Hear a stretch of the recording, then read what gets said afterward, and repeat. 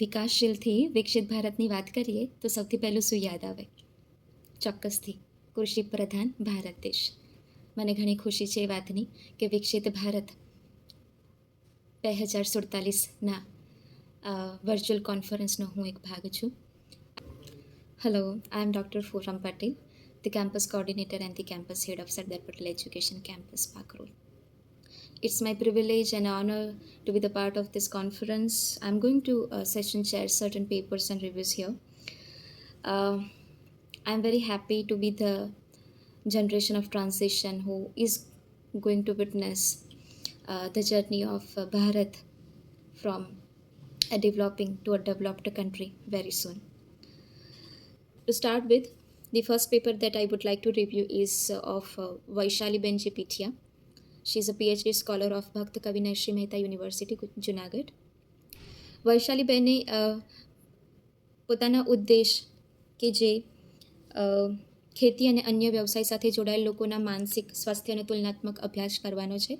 એમાં 100 જેવી વ્યક્તિઓના સરેરાશ મંતવ્યો સર્વે થ્રુ લીધેલા છે, ક્વેશ્ચન એન્ડ આન્સર્સ થ્રુ, જેમાં 50 વ્યક્તિઓ જે ખેતી સાથે જોડાયેલા છે અને 50 વ્યક્તિઓ જે અન્ય વ્યવસાય સાથે જોડાયેલા છે. એમ કરીને ટી પદ્ધતિથી આનું મૂલ્યાંકન કરવામાં આવેલ છે. અભ્યાસનો હેતુ ખૂબ જ સરસ છે અને 100 વ્યક્તિઓનું આ જે મૂલ્યાંકન કરવામાં આવ્યું છે ટી પદ્ધતિથી, wherein the ratio is 0.01 with a value difference of 5.26, જેમાં ખેતીનું મધ્યક ક્યાંક 29.36 અને અન્ય વ્યવસાયનું મધ્યક 29.57 રહે છે. And as a conclusion of the paper, we can say that the people associated with the farming are healthier than the people who are associated with other professions. So of course, we can say that profession and the services and the occupations that we are into affect our mental health in positive and a negative way. સ્પષ્ટ, સચોટ અને સરળતાથી લખાયેલું આ paper છે. તુલનાત્મક અભ્યાસ ઘણો સારો પ્રોપર વેમાં કરવામાં આવ્યો છે. વૈશાલીબેન, તમને ઘણા ઘણા અભિનંદન. આ ક્ષેત્રમાં, આ અભ્યાસમાં આપ આગળ વધો એવી આપને શુભેચ્છાઓ. બીજી લેખન પ્રસ્તુતિ ધારાબેન ટાટમિયા તરફથી, જેઓ શ્રીમતી KSN કણસારા મહિલા કોલેજ રાજકોટમાં પોતાની ફરજ બજાવે છે. ધારાજીના લેખન પ્રસ્તુતિમાં ભારત દેશના આગળ વધવાની, હરણફાળ પ્રગતિની, વિશ્વગુરુ બનવાની, અર્થવ્યવસ્થામાં વિશ્વના 5મા સ્થાને પહોંચવાની, નવી તકો આપવાની, દરેક ક્ષેત્રે પ્રગતિ સાધવાની, યુવાનોને આગળ કરવાની, સ્ત્રીઓને માન આપવાની, એમના હક આપવાની, ખોટી પ્રણાલીઓને મુક્ત કરવાની, દરેક સફરના સાક્ષી હોવાનો, એક નાગરિક હોવાનો ઉત્સાહ એમના લેખનમાં બહુ જ સરસ રીતે છલકે છે. સભર અને સચોટ માહિતી, ઉદાહરણ સાથે ખૂબ જ સુંદર રીતે રજૂઆત કરવામાં આવી છે. ભારતના અર્થતંત્રથી લઈને વિશ્વમાં ભારતનું સ્થાન, ભારતનું ગૌરવ, ભારતની પ્રગતિ, ભારતમાં લેવાયેલ સ્વચ્છતા અભિયાન, શિક્ષણ હોય કે ઔદ્યોગિક ક્ષેત્ર હોય, એમ ભૂત અને ભવિષ્ય બંને પાસાઓ પર એમણે ખૂબ જ સુંદર રીતે સચોટ અને સંક્ષિપ્તમાં રજૂઆત કરી છે. સંવાદને આગળ વધારતા આપણે હવે લઈએ છીએ ડૉક્ટર જય ઓઝાની પ્રસ્તુતિ. Assistant professor, children's research university. સ્વતંત્રતાના શતાબ્દી વર્ષની ઉજવણી અનોખી રીતે કરીએ. એમનું ટાઇટલ જ એટલું ઉત્સાહપૂર્વક બનાવેલ છે કે જેને આગળ વાંચતા તમે રોકી નહીં શકો. સ્વતંત્રતાના 100 વર્ષની ઉજવણીમાં ભારતે જ્યારે નવું મિશન હાથ ધર્યું છે, ત્યારે વ્યક્તિગત અને વ્યવસાયિક રૂપે આપણે શું કરી શકીએ એ વાતની પ્રસ્તુતિ ડૉક્ટર જય ઓઝાએ એક યાદીની આપણી સમક્ષ રજૂઆત કરી છે, જે રસપ્રદ છે. એટલે તમારી સમક્ષ એ યાદીનો આ જે સંદેશ છે એ એમના વતી પહોંચાડતા, જેમાં 100 જેવા મુદ્દાઓ પર વાત થઈ છે, જે બધા તો હું વાંચી નહીં શકું, અહીંયા ડિસ્પ્લે કરી આપવાની કોશિશ રહેશે, પણ હું પહેલાં 10ને પ્રાધાન્ય આપી અને વાંચવાનું ચોક્કસથી પસંદ કરીશ. પહેલું, આપણે આપણા હકોની સાથે ફરજો સદા સ્મરણમાં રાખી અદા કરતા રહીએ. 2, આપણે સિગ્નલ નહીં તોડીએ, વાહન લેનમાં જ ચલાવીશું. 3, પૂરેપૂરો ટેક્સ ભરીશું. 4, આપણે સરકારી મિલકતોને નુકસાન નહીં પહોંચાડીએ. 5, આપણે જે કાર્ય કરવાનું માનધન લઈએ છીએ તેને સંપૂર્ણ મનયોગથી કરીશું. 6, સમયનિષ્ઠ નહીં પરંતુ કર્મનિષ્ઠ બનીએ. 7, આપણા બાળકોને ઇતિહાસના પાનાઓમાં ખોવાઈ ગયેલા સ્વતંત્ર સેનાઓની બલિદાનની વાત કરીએ. 8, સ્વતંત્ર સેનાનીઓના બલિદાન સ્થળની મુલાકાત પર જઈએ. 9, સ્વતંત્ર સેનાની કે શહીદના બલિદાન વિશે પુસ્તક વાંચીએ અને વંચાવીએ, અને લખી શકીએ તો લખીએ. દર વર્ષે એટલીસ્ટ એક ઐતિહાસિક ઇમારતની મુલાકાત લઈએ. આગળ મુદ્દાઓ એવા છે જે તમે વાંચશો અને તમને ઘણી ખુશી થશે. આમાંથી થોડા થોડા પણ આપણે સાથે લઈને ચાલીએ તો વિકસિત ભારતની એ સિદ્ધિને એકસાથે સેલિબ્રેટ પણ કરી શકીશું. તો ડૉક્ટર જય ઓઝા, આપણી આ પ્રસ્તુતિ ઘણી રસપ્રદ છે અને તમે બહુ જ સુંદર રીતે એની પ્રસ્તુતિ કરી છે. એના માટે આપને અભિનંદન. ચોથી પ્રસ્તુતિ ડૉક્ટર અંબાબહેન એમ ચૌધરી, જેઓ NP arts and commerce college Keshod Gujarati વિભાગમાં પોતાની ફરજ બજાવે છે. 64 કલા વિદુષી સાંભળ્યું છે, સર્વગુણ સંપન્ન સાંભળ્યું છે. એવી જ કંઈક વાત ભારતના સર્વગુણ સંપન્ન વહેલી તકે થવાની અંબાબહેન કરી રહ્યા છે. એમણે એક સંક્ષિપ્તમાં 4-5 પેજીસમાં બહુ જ સરસ રીતે સચોટ ઉદાહરણ, આંકડાકીય માહિતી અને રિસર્ચથી ઘણા બધા એવા મુદ્દાઓને અહીં આવરી લીધા છે. આપણે સતયુગ, દ્વાપરયુગ, ત્રેતાયુગ, કળિયુગ તો જોયો જ છે. આ બધા કાળ આપણે જોયા છે, પણ એક અમૃત કાળ પણ જોઈ રહ્યા છે, અથવા જેનું સપનું જોઈ રહ્યા છે. એ પણ વહેલી તકે આવશે અને એના માટે કયા કયા પગલાં લેવા જોઈએ, કઈ એવી સારી પદ્ધતિઓ, કયા એવા સારા મુદ્દાઓ છે જેને આવરી લઈને આગળ લઈ જઈ શકાય, કયા એવા ક્ષેત્રો અને મુદ્દાઓ છે જેના પર સચોટ રીતે કામ કરવાની જરૂર છે, કયા એવા મુદ્દાઓ છે જેમાં સામાજિક દ્રષ્ટિએ કામ કરવાની જરૂર છે, અને કયા એવા મુદ્દાઓ છે જેમાં વ્યક્તિગત રૂપે કામ કરી શકાય એમ છે. આમ અલગ અલગ વિભાગોમાં વિભાજિત કરેલા મુદ્દાઓને ડૉક્ટર અંબાબહેન ચૌધરીએ ખૂબ જ સુંદર રીતે અહીંયા પ્રસ્તુત કરેલા છે. ધ્યાનમાં રાખવાની બાબતો જેવી કે વિકાસના પંથે જ્યારે ભારત મુસાફરીના પંથે નીકળ્યું છે ત્યારે technology, communication, health fitness, sport, space, sustainable energy, robotics, chip manufacturing, biotech, nanotechnology, and a lot of other things she has included. The another point that she has focused more onto her research is the transparency and the development. Transparency in the social and political system. એક પારદર્શિતા હોય સામાજિક અને political level પર, and equally encouragement. There are a lot of people who want to do certain things, but there are a lot of financial hurdles and problems their way. There are many moral supports that one looks for. So if you talk of personal, social, political, or environmental, or industrial, or educational, any field you take up, we always need two things. One is a system, and one is the right guidance, the encouragement. So she has also included a lot of data from Global Innovation Index, GDP, economic status, digitalization, women empowerment, transparency, education and training, and a lot of other things. So બહુ જ સંક્ષિપ્તમાં સચોટ રીતે વધારાની કોઈ પણ માહિતી વગર મુખ્ય મુદ્દા ઉપર આંકડાકીય માહિતીના મદદથી બહુ જ સુંદર રીતે પેપરની પ્રસ્તુતિ વિષય વસ્તુ પર કરવામાં આવી છે. ડૉક્ટર અંબાબેન ચૌધરીને અભિનંદન. લખાણ ઘણું સારું છે, ભાષા પર ઘણું સારું પ્રભુત્વ છે, Last but not the least, she seems to be very knowledgeable about her interdisciplinary knowledge in the subject. So congratulations once again. Thank you. આગળની પ્રસ્તુતિ પરમાર નરેશભાઈ દાનજીભાઈ, જેઓ રિસર્ચ સ્કોલર, ગુજરાતી વિભાગ, મોનાર્ક યુનિવર્સિટી નરોડા, અહેમદાબાદના છે. વિષય ગુજરાતી નવલકથા સાહિત્યમાં નારીવાદ. ખૂબ જ સુંદર રીતે રજૂઆત કરેલ છે. All of us know that literature is the reflection of a society, right? સાહિત્ય સર્જનમાં જે પણ ઉતાર ચઢાવ આવેલા છે, હકારાત્મક, સકારાત્મક,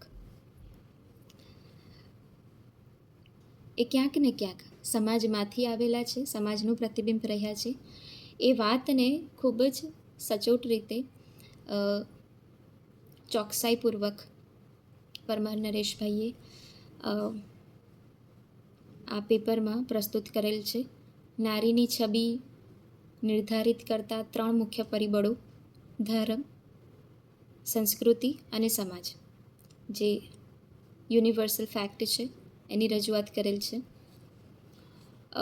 the place of improvement in sense of respect, status and freedom as treatment of women are concerned.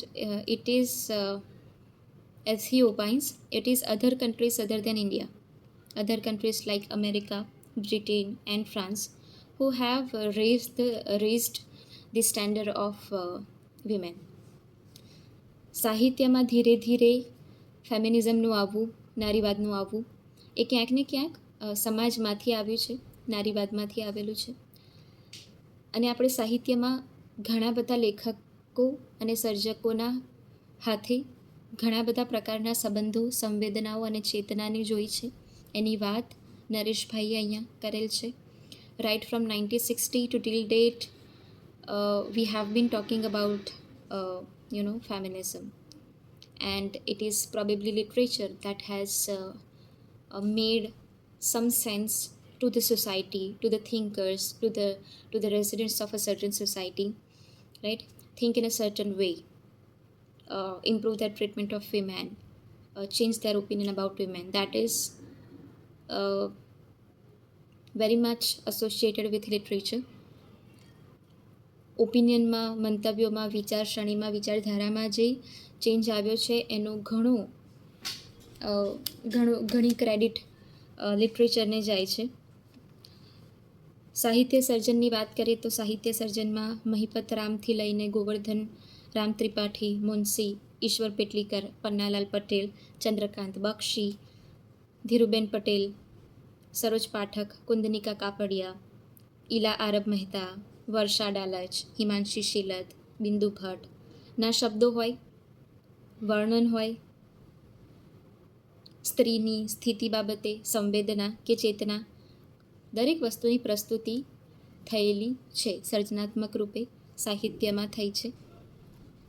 આની સંપૂર્ણ વિગતવાર પણ છતાં સચોટ રૂપે, વધારાની માહિતી નહીં પણ સચોટ રૂપે અને નામી દરેક લેખક અને સર્જકને આવરી શકાય, ફેમિનિઝમ શરૂ થયું અને અત્યાર સુધી જે વેગમાં ચાલી રહ્યું છે, એના જે પડાવ રહ્યા છે, એમાં ભારતનું જે સાહિત્ય છે, એનું જે સ્થાન રહ્યું છે, એ દરેક બાબતને આવરી લઈ શકાય એવી રીતે ખૂબ સુંદર રીતે નરેશભાઈ દાનજીભાઈ પરમારે પ્રસ્તુતિ કરેલ છે.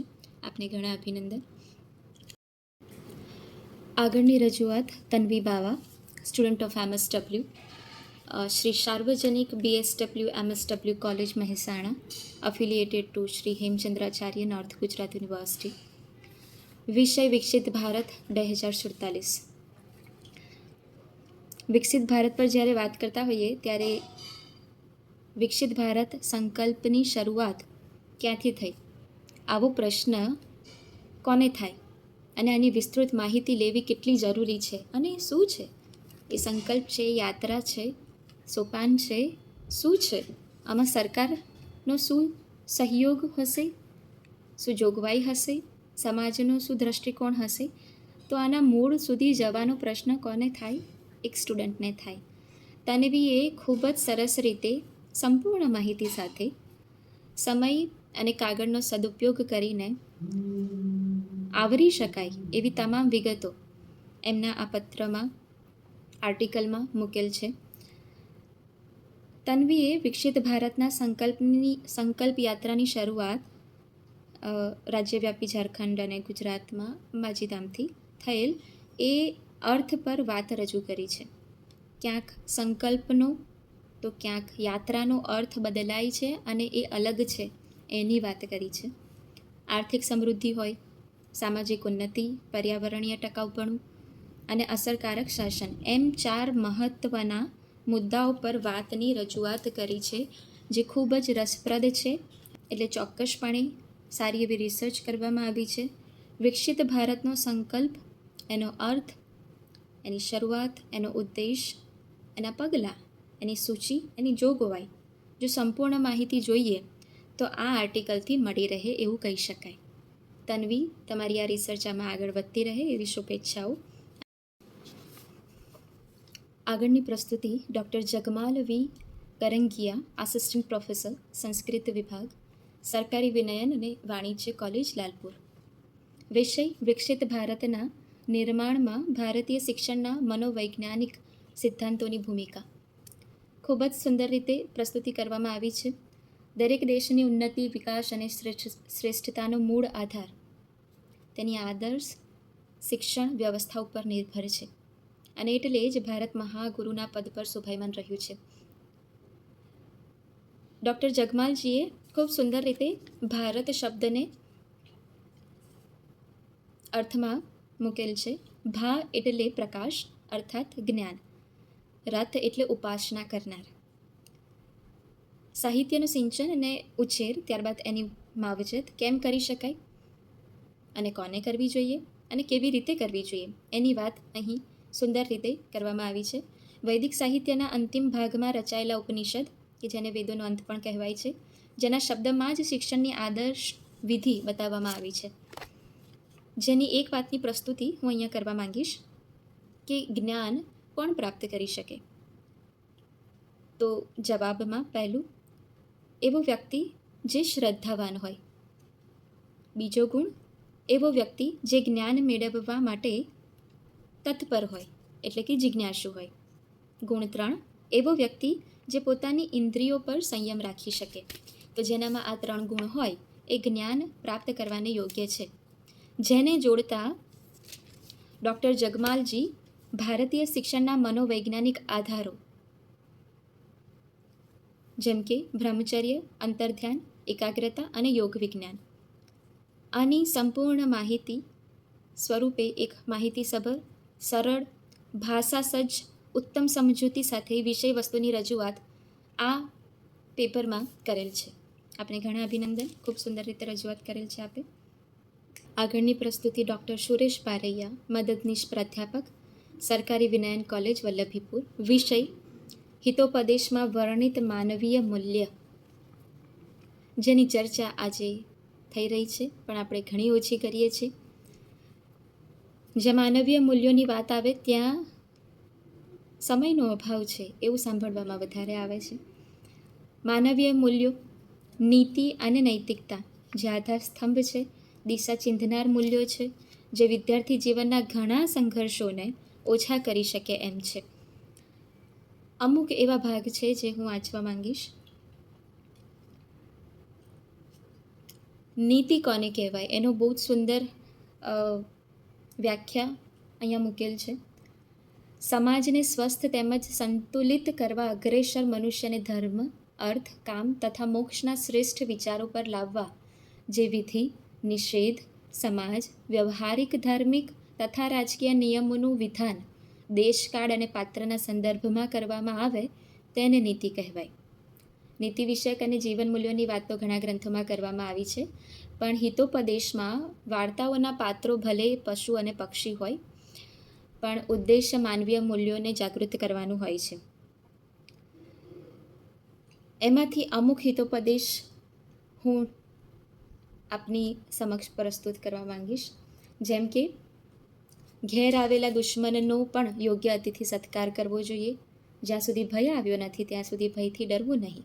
જ્યારે આફતની વેળા આવે ત્યારે વૃદ્ધોનું વચન માનવું જોઈએ. સોનાના રોગનો જન્મ અશક્ય છે, છતાં પણ રામને એવા મૃગને માટે લોભ થયો. ઘણું ખરું, આવી પડેલી વિપત્તિ વખતે માણસોની બુદ્ધિ પણ ઝાંખી પડી જાય છે.